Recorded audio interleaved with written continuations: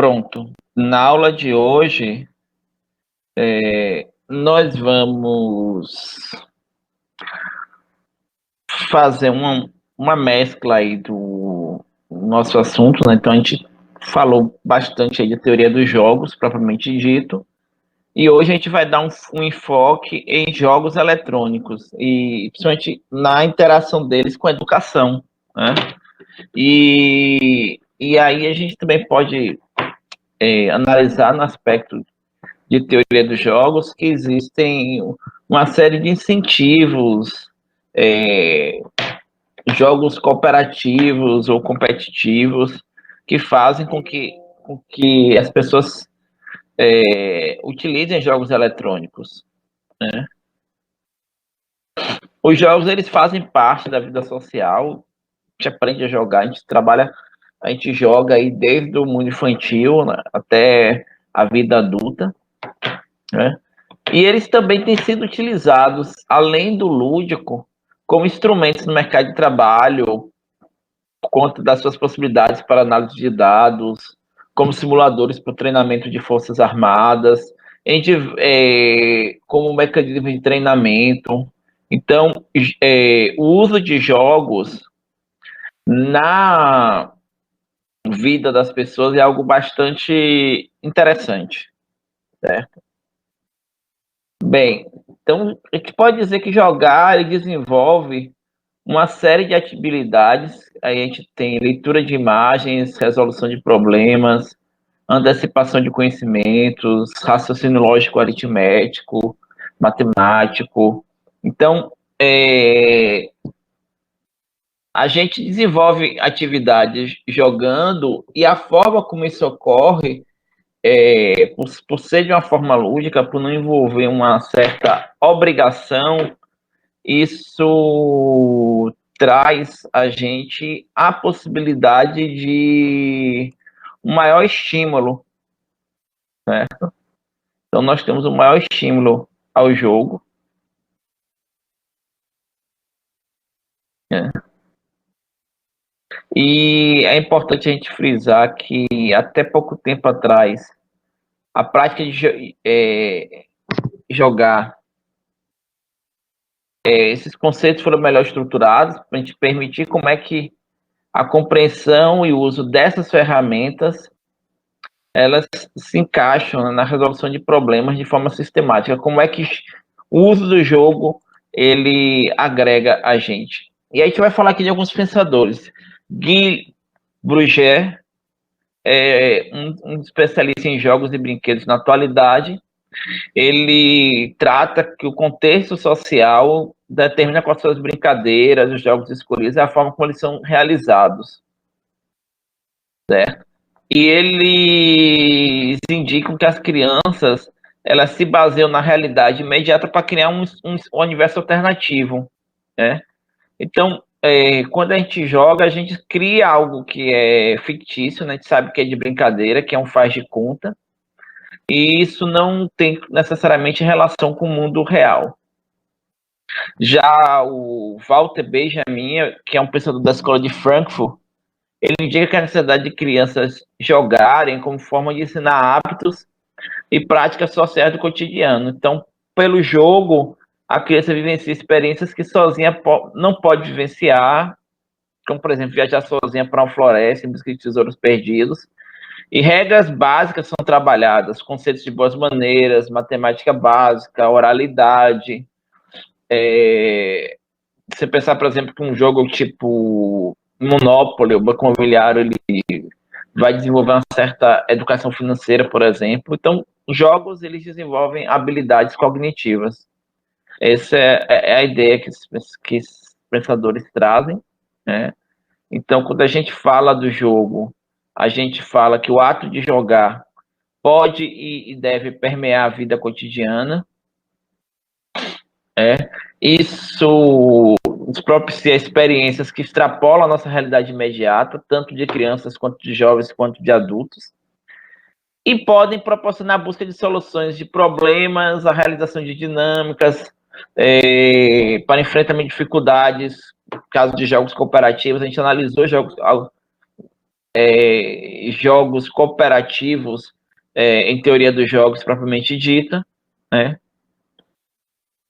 Cursos e propostas educativas baseados em jogos têm sido usados por empresas para formação e aprimoramento dos funcionários.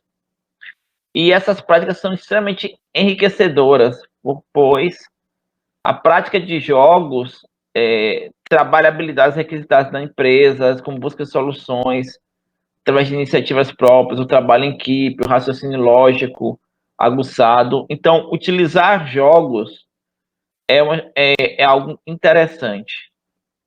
Né? E aí, assim, a gente vai ver aqui um infográfico, né, para a gente pensar assim, como é que os videogames estão mudando a educação. Então, você trabalha habilidades para resolver problemas de negociação, análise de julgamentos e pensamento estratégico, habilidade de comunicação. Nós temos jogos que as pessoas cooperam em rede, né? Então, eventualmente, você pega um jogo que as pessoas se conectam em redes e elas se comunicam, interagem, e às vezes até elas nem se conhecem, né? Narração, navegação entre diferentes mídias. A gente trabalha com padrões de pensamento não necessariamente lineares, e isso resulta em melhoria na atenção, na visão, na cognição. A gente desenvolve uma série de sentidos, né? Enquanto a gente está jogando. Né? E a gente tem vários exemplos de jogos que tanto videogames propriamente ditos, quanto jogos para computador, quanto jogos para dispositivos aplicativos. Então você tem jogos que trabalham com questões de letramento, questões de comunicação, criatividade, geografia. Então, por exemplo, se você trabalhar um jogo como SimCity, você vai trabalhar aspectos aí de planejamento urbano, financeiro, você aprende economia, você aprende que uma cidade ela precisa de um certo nível de impostos para poder atender serviços básicos. Por outro lado, se você aumentar muito o nível de impostos, você não estimula a economia a crescer, então você tem que procurar um certo trade-off. E isso você é uma coisa que, para você ensinar planejamento urbano e economia para uma criança de 10, 11, 12 anos, pode ser uma coisa desafiadora. Na verdade, muitas vezes eles aprendem isso sem nem estar preocupados em aprender. Né? Então, eles aprendem isso de uma forma natural, sem nem estar preocupados em aprender de fato isso. Certo? Então, isso é uma coisa interessante quando a gente fala aí nos jogos. E jogos com ciências. Então, por exemplo, tem um jogo interessante que é o Spore, que ele trabalha aspectos de evolução. E aí você começa com um micro-organismo e aí você vai evoluindo até você chegar a uma espécie mais avançada. E aí depois tem aspectos de sociabilidade, de civilização que você vai ter que tratar.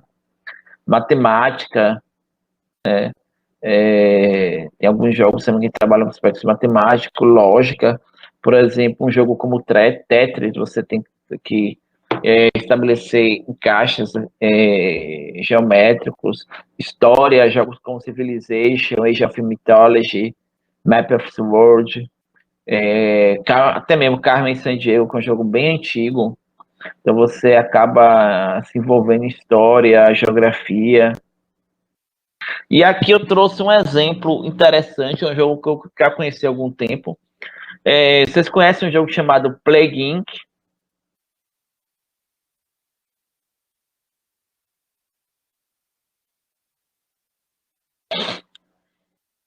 Bem, Plague Inc é um jogo bastante interessante, porque eu jogava esse jogo algum tempo atrás com meu filho, E ele é interessante, né? Porque assim, quando eu jogava, ele tinha um contexto que acabou que a gente agora, esse contexto ele é muito mais presente na vida da gente. O Plague Inc. Você trata a possibilidade de ter uma praga, uma pandemia, alguma coisa ou de ordem viral, ou fungo, ou bactéria, que podia acabar com a civilização humana, acabar com a humanidade. E aí você escolhia quais eram as características iniciais do seu micro-organismo ou do seu vírus. Havia mutações, havia possibilidades de ser transportado pela água, por rotas aéreas, por uma série de coisas. Em um determinado momento, você está vendo aqui toda a Europa, toda a Ásia e uma parte grande da Europa, por exemplo, tomada pela praga. E aí já se espalhando também na América do Sul, no México. E aí o seu objetivo é tomar isso tudo, e aí tem a busca de vacina, a busca pela cura. Então, qualquer semelhança com 2020 é mera coincidência, porque esse jogo é de 2019. Mas, com o coronavírus, aumentou a busca pelo jogo Plague Inc., né? E até a desenvolvedora ela fez um alerta, né? Eles, se eu não me engano, eles doaram uma quantidade lá, acho que $250 mil para o combate ao coronavírus. Eles disseram, ó, Plague Inc. é um jogo, não é um modelo científico, e o surto coronavírus é real. Busquem se informar com as autoridades locais e globais de saúde, porque as pessoas estavam procurando se informar sobre as coisas com Plague Inc., apesar de que esse jogo ele é muito realístico em uma série de coisas que ele toma como possibilidades, né? Então, por exemplo, você seleciona o tipo de praga, aí você pode selecionar aqui um vírus, por exemplo. Esse vírus ele vai adaptar-se e evoluir, né? E aí que eu peguei uma resenha de um jogador, né? Eu peguei isso livremente, né? Ele jogou esse jogo algum tempo atrás, depois jogou de novo em abril.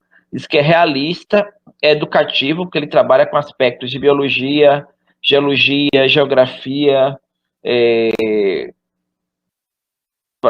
porque a pessoa tem que saber, né? O objetivo é exterminar toda a raça humana, né? Toda a espécie humana. Dá um excelente entendimento de uma pandemia real e replica cenários do mundo real.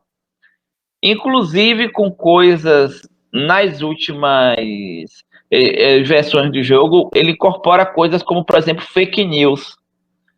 Que o uso de fake news é algo que favorece o vírus e dificulta o combate ao vírus. Então, se eu quero que a minha praga ganhe, você vai ter que investir em fake news. Tem alguns modos que são reais, né? Com os vírus, os zumbis, gripe símia, vampirismo, que são coisas assim mais fictícias, né?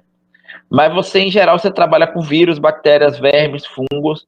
Isso para ensinar biologia, para ensinar qual é a diferença de uma coisa para outra, é muito interessante.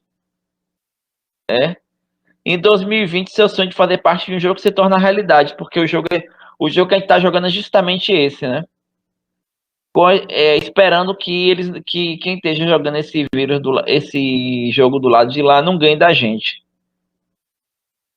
E aí uma coisa interessante é que depois os desenvolvedores, eles criaram esse jogo em 2012, e aí com o advento do coronavírus, eles criaram uma extensão chamada Plague Inc. The Cure, onde a gente está tratando aí de uma extensão em que você vai ficar do outro lado, você vai tentar combater a disseminação do vírus. Então, observe que um jogo como esse, ele é bastante interessante para trabalhar com uma série de aspectos educacionais. Né?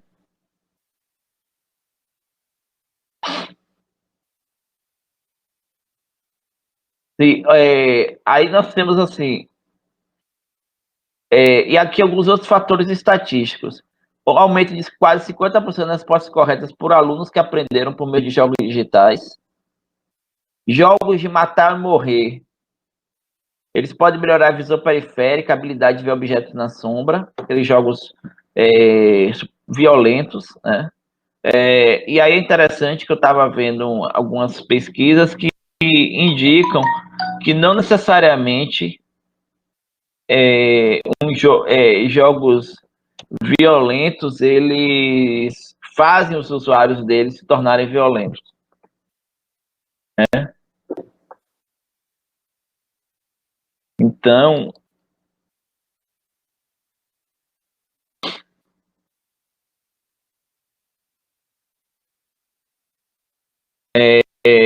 essa é uma coisa que a gente acha, né?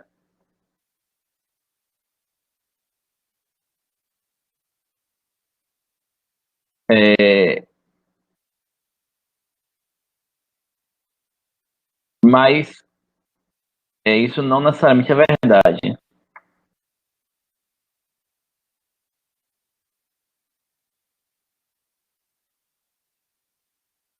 Né?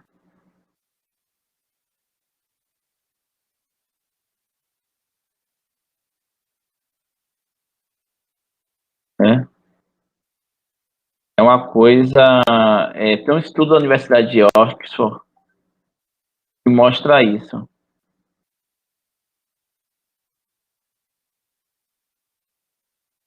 É, que não há uma correlação entre violência e os jogos que as pessoas passam, atirem ou façam luta ou qualquer coisa do tipo. Né? Por meio de entretenimento, desses jogos também testa habilidade de memória, coordenação motora, detectar pequenos movimentos na tela, interagir com os mesmos. Jogos como Tetris podem trabalhar em estresse pós-traumático. Estudantes que jogam em jogos de cooperação social são mais abertos a serem pessoas mais acolhedoras na vida cotidiana. Então,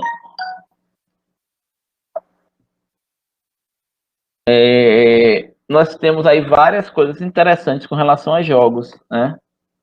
E aí, assim, nós temos algumas histórias, algumas possibilidades. A gente tem um vídeo que eu coloquei para vocês associado a uma tarefa, que é do Quest to Learn, com a escola digital dos Estados Unidos, que eles aprendem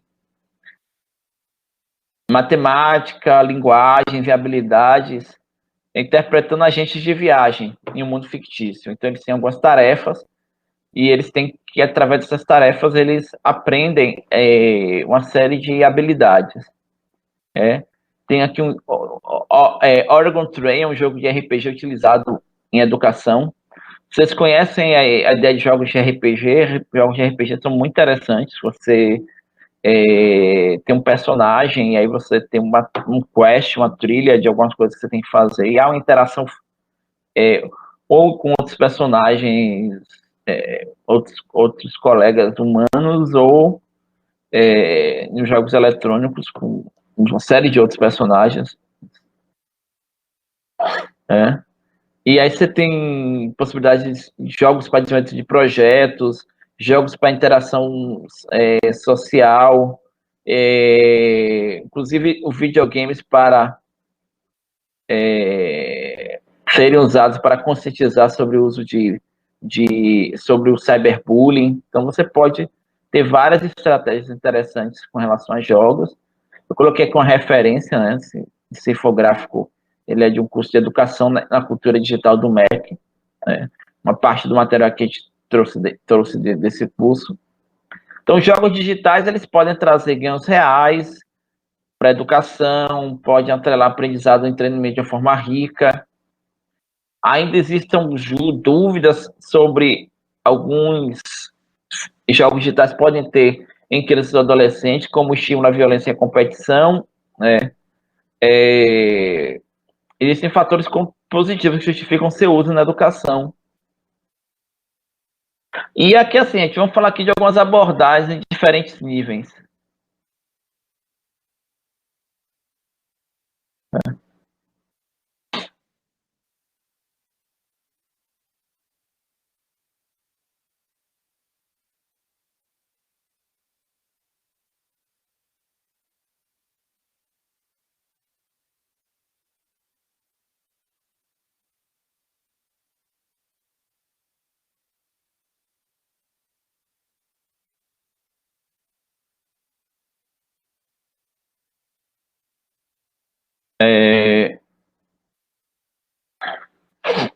Então, por exemplo, você tem educação infantil. Você pode trabalhar em jogos que estimulem o psicomotor, lateralidade, organização espacial, capacidade de atenção, linguagem, raciocínio lógico matemático. No ensino fundamental, você pode trabalhar com jogos de simulação, estabelecer capacidade de organizar planos e organizar recursos. Ou no ensino fundamental, jogos de estratégia e simulação, Fundamental 2, que é aquela do sexto ao nono ano.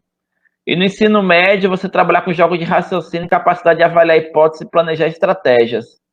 E aí você pode escolher também temas, você pode trabalhar com temas como tolerância, respeito, responsabilidade, violência, racismo, tem várias coisas que você pode trabalhar. Né?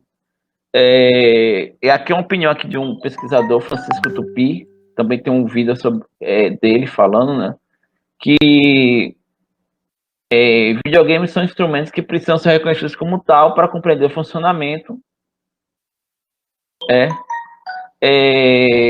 Ele permite o desenvolvimento de motricidade fina de muitas crianças e adolescentes.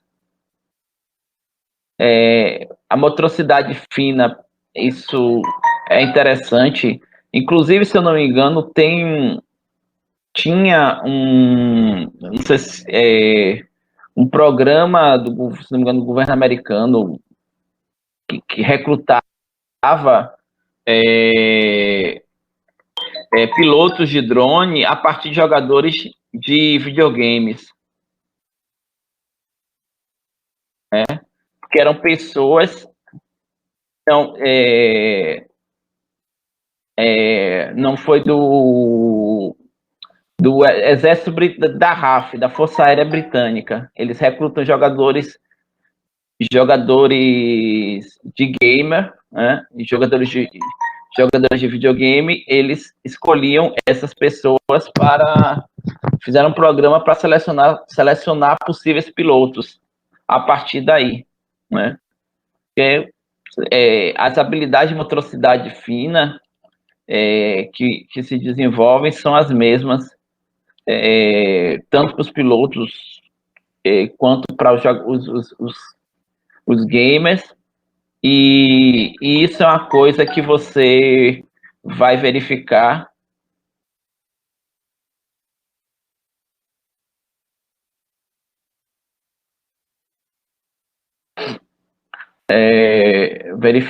que tem possibilidades. Certo? Bem,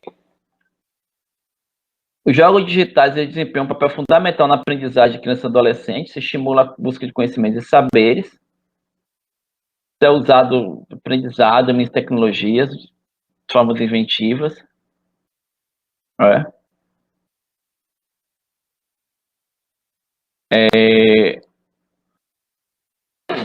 O outro pesquisador, James Paul G, ele fala que jogos digitais eles desenvolvem uma série de possibilidades, né?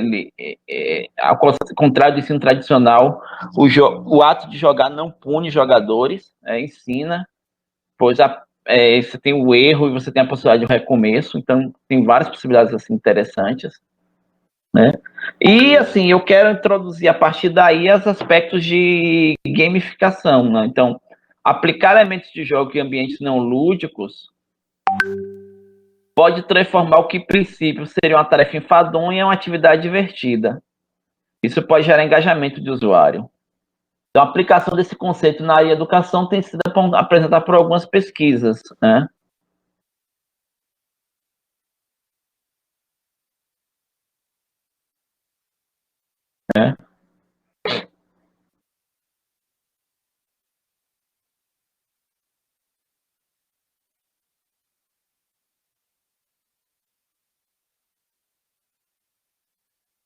É,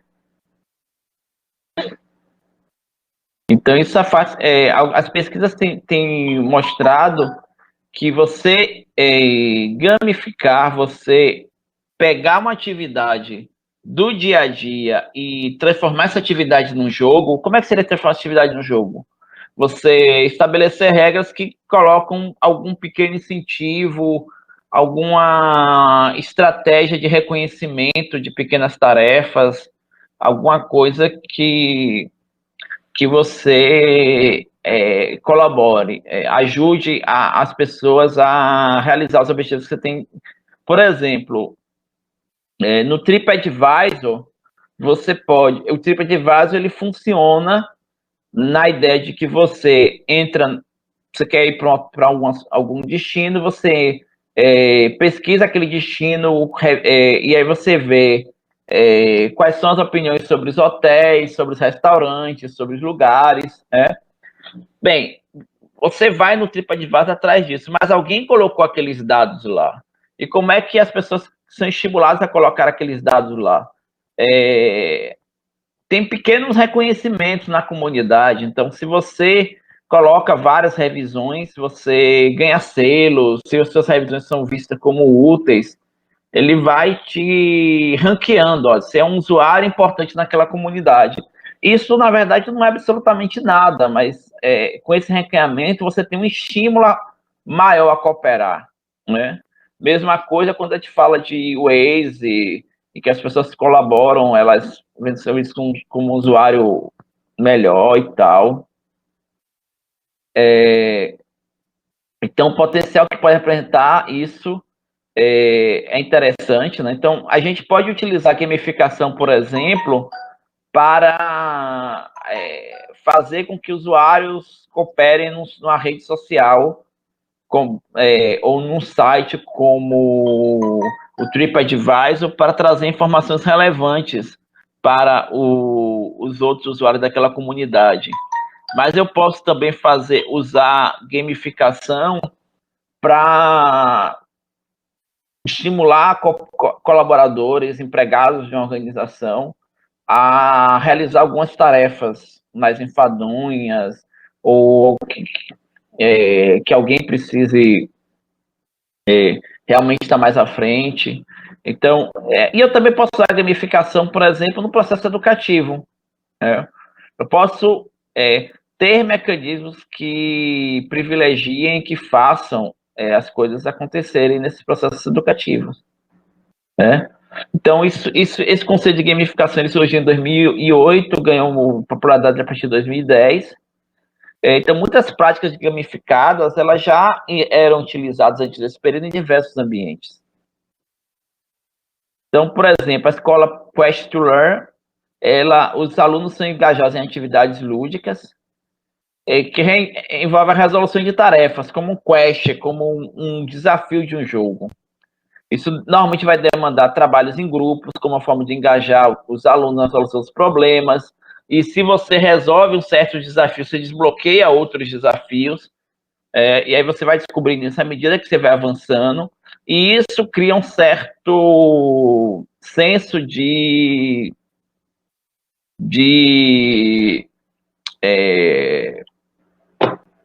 desafio, suspense, alguma coisa que vai ajudar. Né? Como é que a gente gamifica uma atividade? A gente tem que pensar em metas, que definir o que é que eu devo fazer em cada etapa do jogo, regras que eu tenho que seguir para alcançar aquela meta, um sistema de feedback. Então, eu tenho que dizer, olha, seu desempenho aqui no jogo é dessa forma, e eu vou dizer quanto falta para alcançar o objetivo, e também tem mecanismo de participação voluntária. Então, eu não tenho que fazer uma coisa que seja obrigado, eu tenho que estimular a pessoa a querer participar. Eventualmente, você pegar para um site como o TripAdvisor, uma quantidade muito pequena da comunidade gera conteúdo ali, né? Mas existem pequenos incentivos simbólicos que fazem com que aquela comunidade pequena que gera o conteúdo, ela é relevante, porque essa comunidade pequena que gera o conteúdo que vai fazer com que a grande massa dos demais usuários acessem o site para ter os dados ali disponíveis. Né? E aí eu quero falar para vocês das nossas atividades, né? Então, uma atividade, ela vai ter a ver com essa questão aí dos jogos, né? Então, a gente pensar em uma abordagem de jogo para aprender, para estimular o aprendizado de uma temática na área de computação. Então, pensar uma temática, sei lá, banco de dados, tá? Como é que eu posso trabalhar um jogo com banco de dados? Ou então, como é que eu posso trabalhar um jogo com redes? Qual é o assunto que eu vou usar de redes? Qual é o conteúdo da aula que eu vou trabalhar? Qual é a abordagem? Eu vou fazer uma atividade gamificada, eu vou fazer um jogo de tabuleiro, eu vou fazer perguntas e respostas, eu vou atribuir pontos, né? Então, onde e como a intervenção se dará. Então, a ideia dessa atividade aí é vocês pensarem nessas questões, né? Em termos de jogos.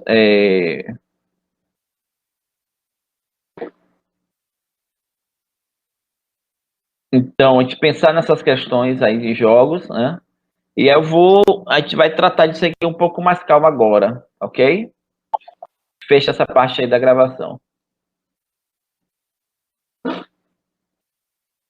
Com relação às atividades, a atividade do Minimax, vocês vão utilizar os conceitos da aula passada, que a gente falou aí do algoritmo Minimax, né? A gente mostrou exemplo utilizando o jogo da velha. E qual é a ideia do Minimax? A ideia do Minimax é você tem um jogo, esse jogo é jogado por dois adversários. No caso, um é uma pessoa, outro é o computador. E aí você vai propor uma estratégia que o computador utilizaria para ganhar da pessoa. E qual a estratégia que o computador utilizaria para ganhar da pessoa? A primeira coisa que você tem que definir tem que dizer, olha, o jogo é esse, a regra do jogo é essa, e eu consigo definir um placar.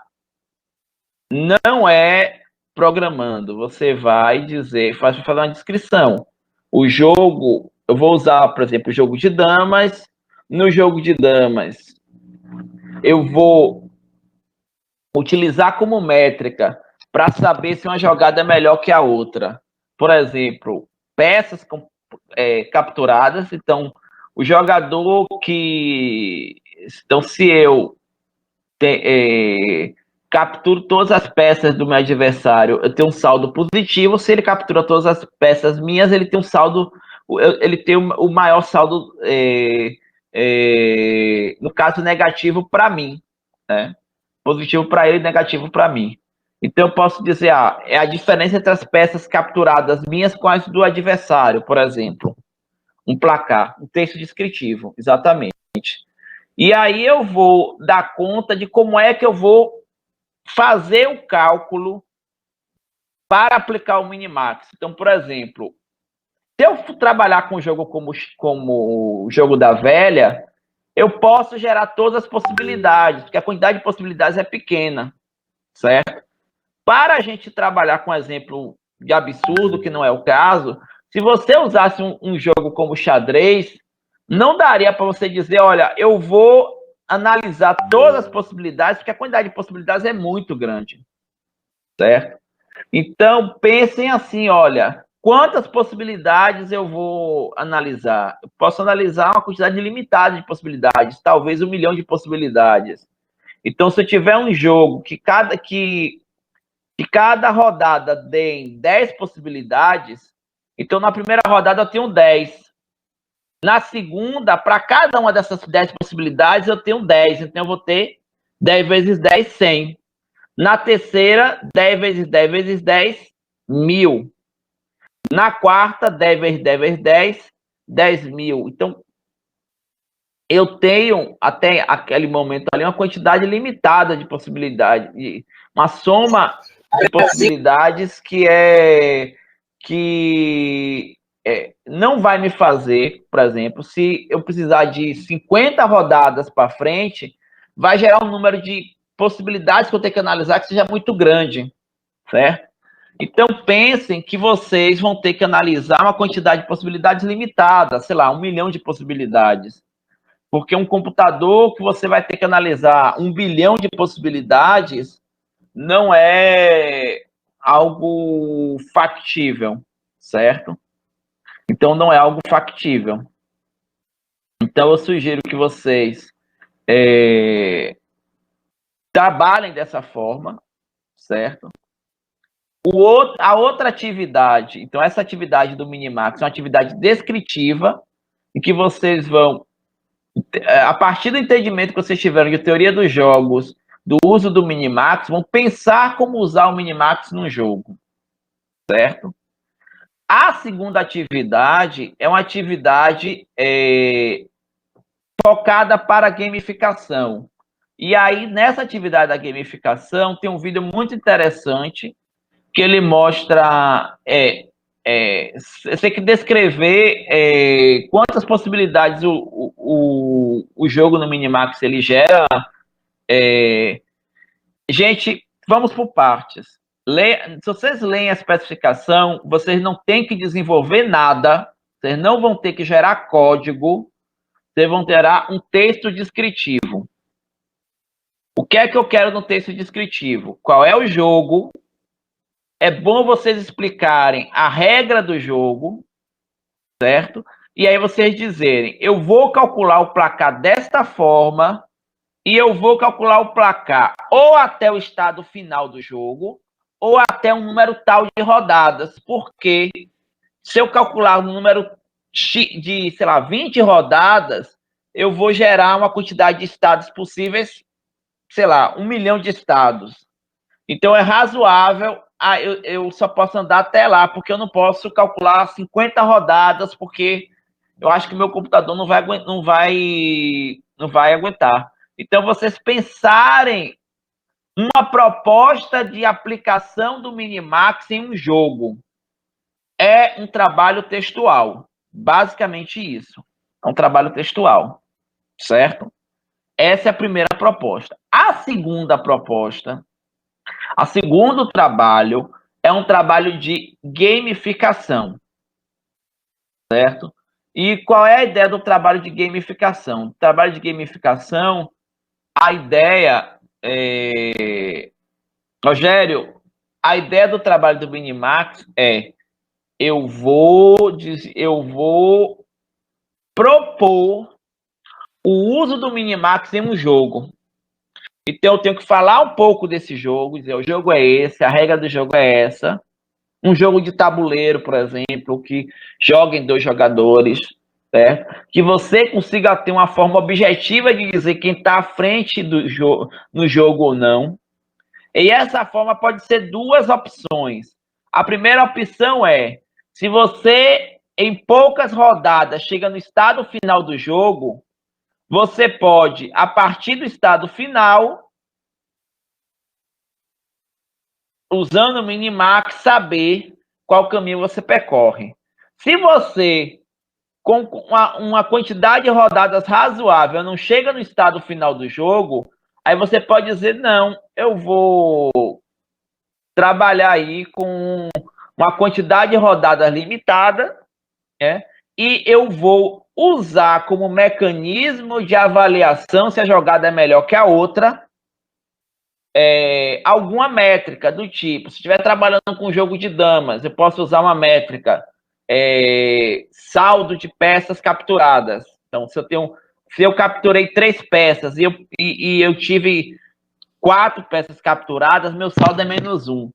Mas se eu capturei 5 peças e eu tive 2 capturadas, meu saldo é 2, é 3. Certo? Ou eu posso ter isso mais alguma coisa do tipo, se eu tenho esse saldo mais, sei lá, mais 5 pontos se eu convertir uma peça em uma dama, por exemplo, certo? A ideia é trabalhar algum jogo que exista. Pense em jogos que existam, que estejam disponíveis. Vamos fazer uma estratégia de pensar o jogo para aplicar o Minimax. Então, vejam a aula gravada, revisem essa aula, vejam o material que a gente fala sobre o Minimax. Vocês têm uma noção assim, como é que eu vou aplicar o Minimax em um jogo, certo? Eu não estou pedindo para vocês aplicarem num jogo como Ludo ou um jogo que envolve dados, porque a estratégia com dados já é diferente. Terei que calcular a probabilidade da jogada dos dados. Eu não estou pedindo isso, certo? Então escolham jogos previsíveis. É um trabalho que vocês vão fazer em 5 pessoas.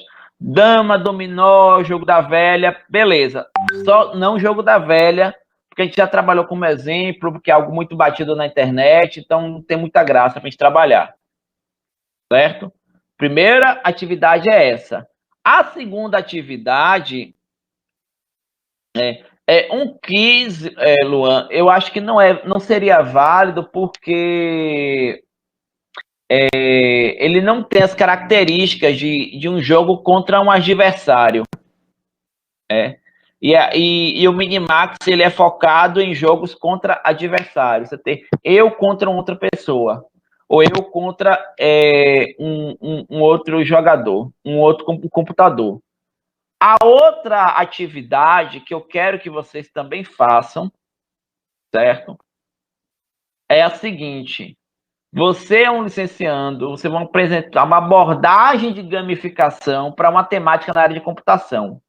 E aí, na apresentação desta atividade, tem um vídeo sobre aplicação de uma atividade parecida de gamificação e de jogos para uma disciplina de rede de computadores num curso de Instituto Federal. Eu quero que vocês olhem esse vídeo com muito cuidado, porque a ideia que vocês podem fazer pode ser uma coisa derivada dali.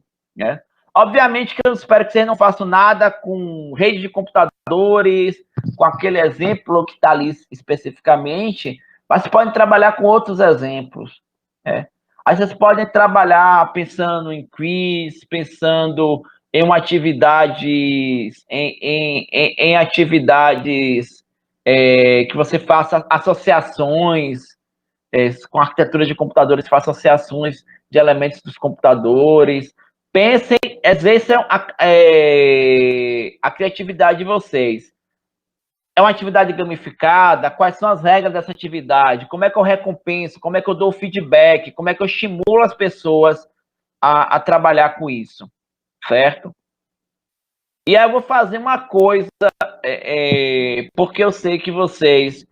Maiara está digitando aí, que eu sei que já ela vai falar que vocês têm muita coisa para fazer, já. Eu nem sei se ela está digitando exatamente isso, mas eu acho que é isso. E aí, o que é que eu vou fazer?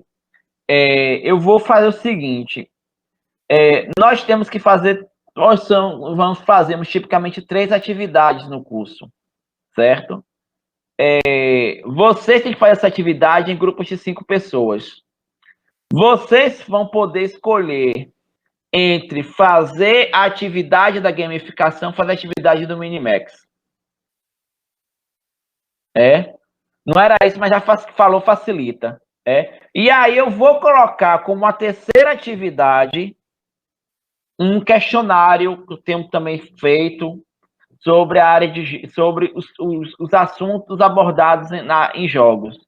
Então você já tem aquela primeira atividade que vocês fizeram, um questionário que eu vou disponibilizar esses dias para vocês, certo? Com prazo também dia 4 de abril, os prazos todos quase de abril. E essas duas atividades que vocês vão poder escolher ou uma ou a outra. Ambas são atividades em grupo, outras são atividades com 5 pessoas. E aí vocês se dividem aí com o perfil que vocês querem trabalhar, que aí eu acho que no tempo que a gente tem, a gente consegue, aí você consegue trabalhar de uma forma melhor, que aí você se foca em fazer bem uma atividade ou fazer bem a outra atividade, conforme os interesses de cada um de vocês. Ok?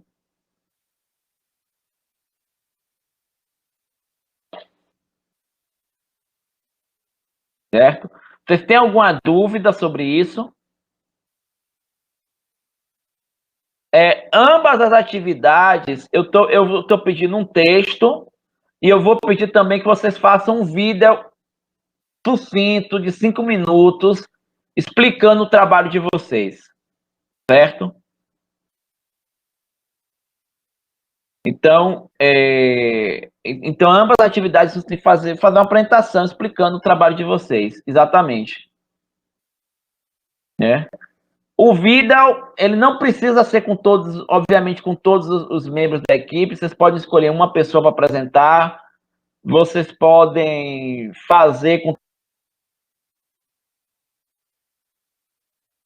com todo mundo se vocês quiserem. Pode escolher uma pessoa para apresentar.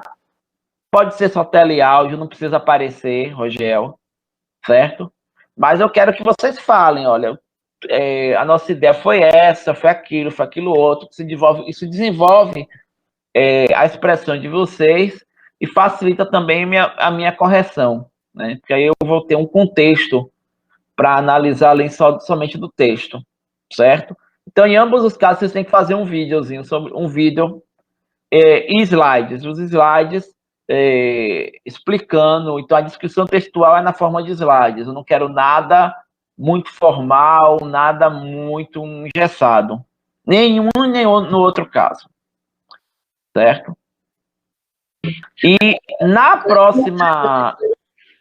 Seria interessante se o senhor, rapidinho, se o senhor deixasse isso bem explicado na aba do trabalho. Faça assim. Tá isso que Assim. eu estou colocando de explicação adicional, né? Eu vou atualizar também, certo? Então, eu vou trazer essas coisas atualizadas, Obrigada, professor.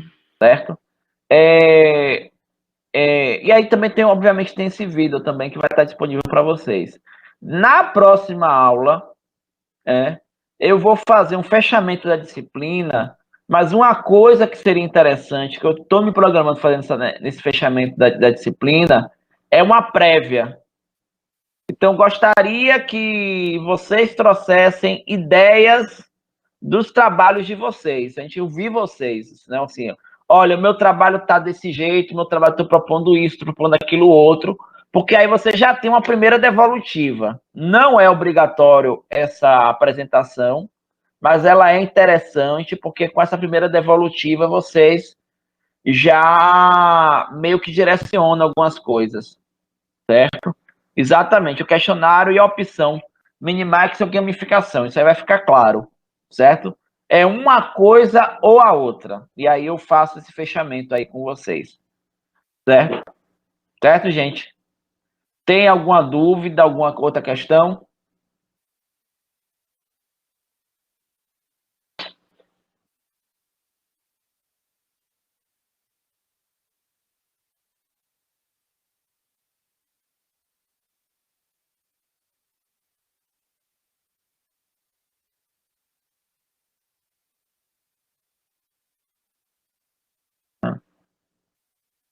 Hein, gente?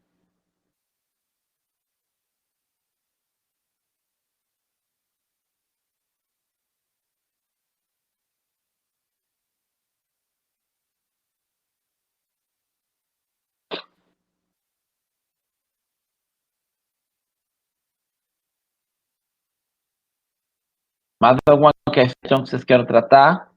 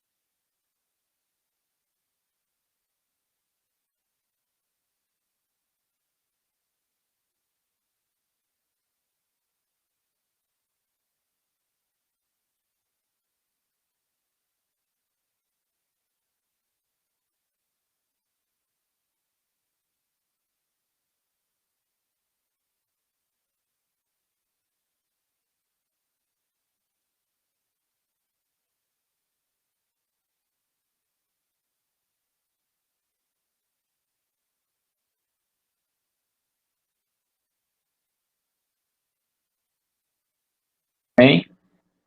A prévia vai ser na próxima semana, certo? Na aula do dia 30, certo? É livre, tragam, venham slide de apresentação de vídeo, venham de coração aberto, venham para escutar e para a gente ouvir vocês e eventualmente colaborarem. Se vocês verem alguma coisa no trabalho do outro que vocês acham, olha, eu posso. Porque você não faz assim, porque você não faz assado, porque você não usa, colaborem também, certo? A ideia é a gente fazer alguma coisa colaborativa.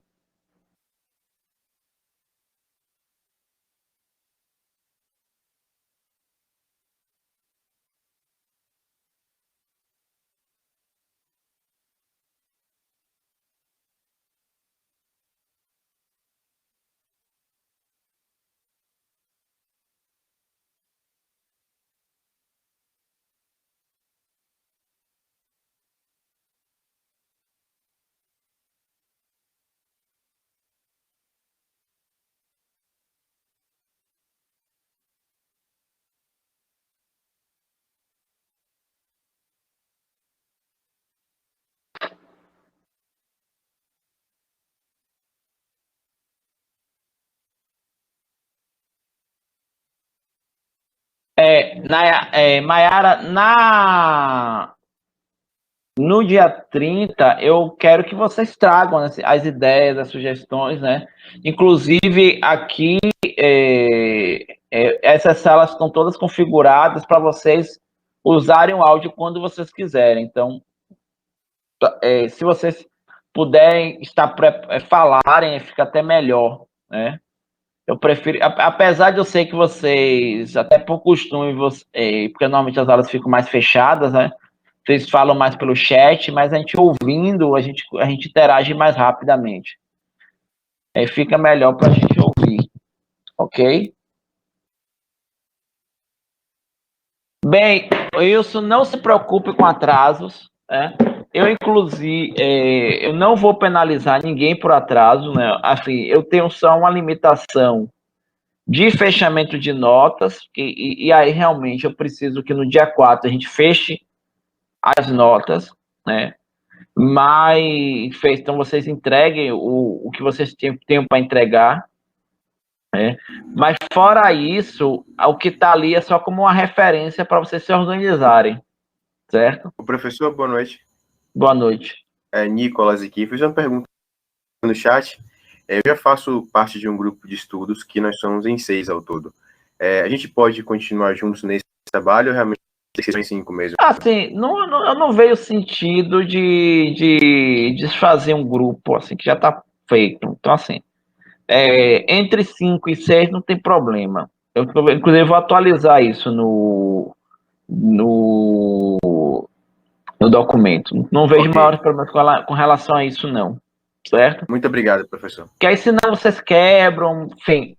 Se já está trabalhando, se funciona, vocês entendem qual é a dinâmica do grupo, e a gente está trabalhando em educação de jovens adultos, né? Assim, ensino superior, a gente forma jovens adultos, então tem a responsabilidade de vocês com a formação de vocês mesmos, então eu não vejo maiores problemas com isso, senão um cavalo de batalha, né?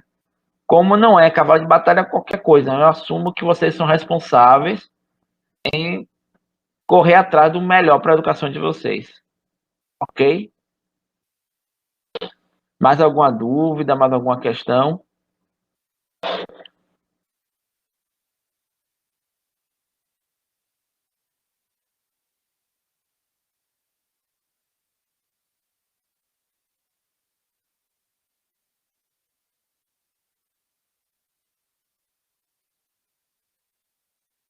Hein?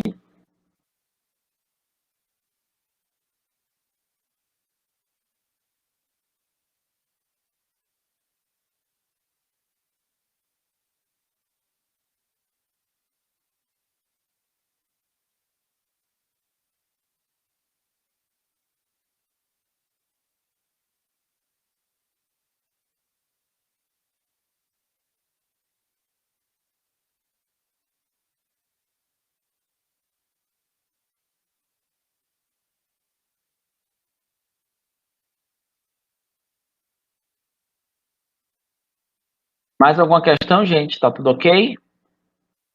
Prazo até o dia 4, exatamente.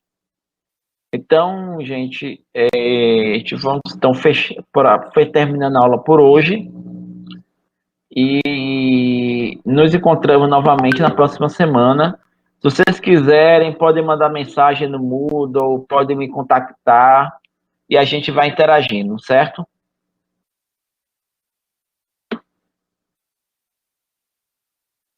É.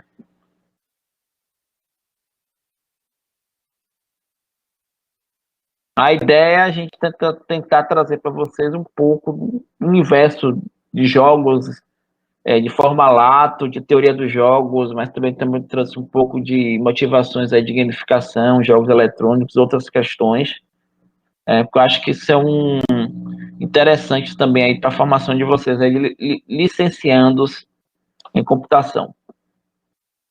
Então, boa noite, boa semana para vocês de estudos. Olhem os vídeos que tem lá, porque tem muita coisa legal, certo? E qualquer coisa me contactem.